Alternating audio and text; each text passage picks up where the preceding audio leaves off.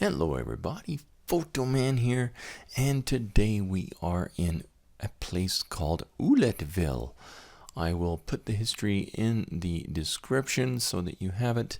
It used to be a community.